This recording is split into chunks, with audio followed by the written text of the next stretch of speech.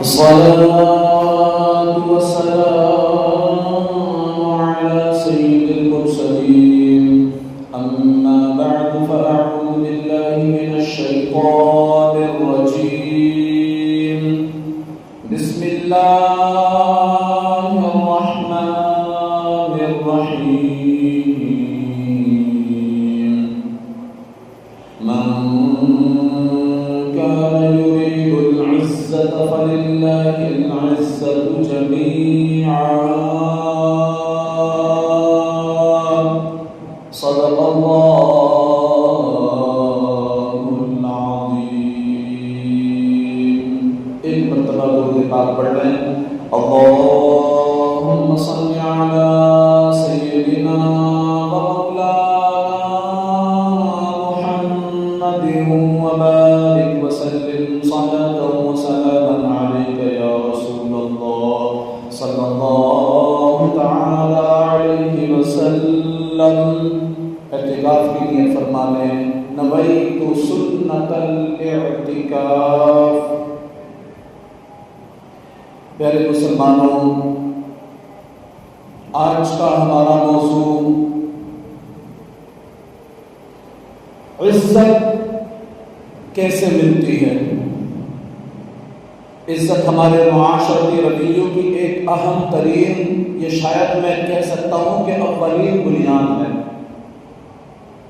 ہم اپنی زندگی کے اکثر فیصلے عزت کی بنیاد پر کرتے ہیں.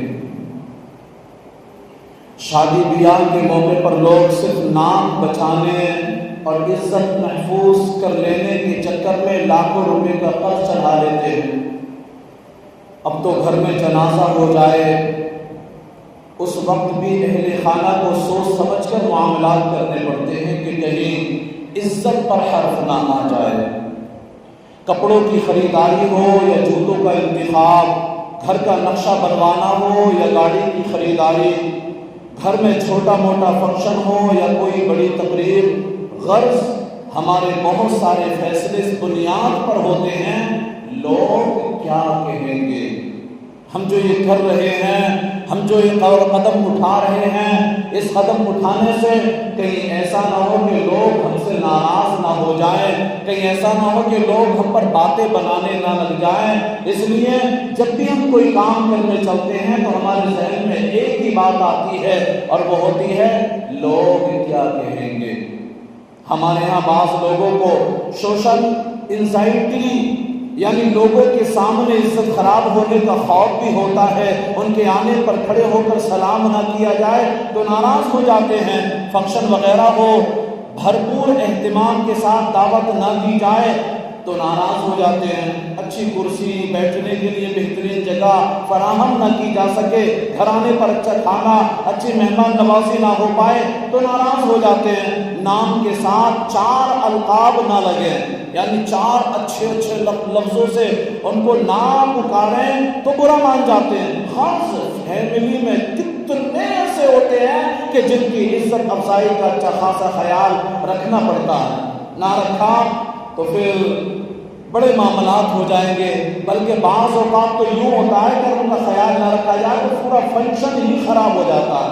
پورے فنکشن کو وہ خراب کر کے چھوڑ دیتے ہیں. تو یوں ہمارا جو یہ تمام کا تمام سسٹم ہے، اس میں ہم جو کچھ بھی کرتے ہیں سب اپنی ناموری اور عزت کے لیے کرتے ہیں کہ ہماری عزت کھڑی رہے، ہمارا نام چلے، ہماری عزت پر نہ حرف نہ آئے. خیر، اپنی عزت نفس کی ہمیں حفاظت کرنی بھی چاہیے. البتہ عزت کو بنیاد بنا کر جو ہم اپنی زندگی کے فیصلے کرتے ہیں، اپنی زندگی کے جو ہم فیصلے کرتے ہیں، عزت کی طلب جو ہمارے اندر پائی جاتی ہے، پھر عزت کمانے کے لیے ہم بعض دفعہ پوری زندگی لگا دیتے ہیں. یہ عزت کیا ہے؟ عزت اصل میں ملتی کہاں سے ہے، کیسے ملتی ہے؟ یہ آج ہم انشاءاللہ الکریم مختصر سے وقت میں، مختصر سے لفظوں میں ہم سننے کی سعادت حاصل کریں گے. آیت کریمہ کے ایک حصہ میں نے تلاوت کی، آپ نے سنا. اس میں اللہ پاک فرماتا ہے من کان یرید العزت، جو عزت کا طلبگار ہو جو عزت کا طلبگار ہے، چاہے وہ عزت دنیا کی ہو یا آخرت کی ہو، اسے وہ عزت اچھے لباس سے نہیں ملے گی، اچھی گاڑی سے نہیں ملے گی، اچھے گھر سے نہیں ملے گی، مال و دولت سے نہیں ملے گی، مقام و مرتبے عہدے اور منصب سے نہیں ملے گی۔ جو عزت کا طلبگار ہے اس کو یہ جان لینا چاہیے، اس کو یہ جان لینا چاہیے۔ اللہ پاک فرماتا ہے فَلِلَّهِ الْعِزَّةُ جَمِيعًا، تو ساری عزت اللہ پاک کے پاس ہے۔ ہمیں جب کوئی چیز چاہیے تو وہ وہاں سے لیتے ہیں نا جہاں سے ملتی ہے۔ مثلا دوائی چاہیے تو میڈیکل اسٹور پر جاتے ہیں، روزمرہ استعمال کی اشیاء چاہیے تو گراؤسری کی دکان پر جاتے ہیں، کپڑے خریدنے ہوں تو کپڑے کی مارکیٹ میں پہنچتے ہیں۔ اسی طریقے سے ہم کو عزت بھی چاہیے تو قرآن پڑھو، قرآن سے سمجھو۔ اللہ کہتا ہے فَلِلَّهِ الْعِزَّةُ جَمِيعًا،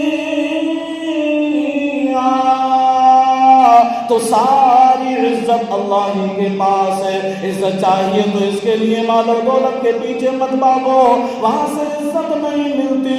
عزت چاہیے تو عہدے اور منصب کے پیچھے مت بھاگو، عزت چاہیے تو اس کے لیے کرسی، اچھے القابات، رشتہ داروں کے اہتمامات وغیرہ کے پیچھے مت بھاگو۔ عزت جگہ جگہ عزت کی بھیک مت مانگتے پھرو، فلاں نے عزت نہیں کی، فلاں نے مجھ سے کھڑے ہو کر سلام نہیں کیا۔ میرا فرمایا عزت ساری کی ساری اللہ پاک کے ہاں ہے، وہی عزت کا مالک ہے، وہی شرف و عظمت و بزرگی عطا فرمانے والا ہے۔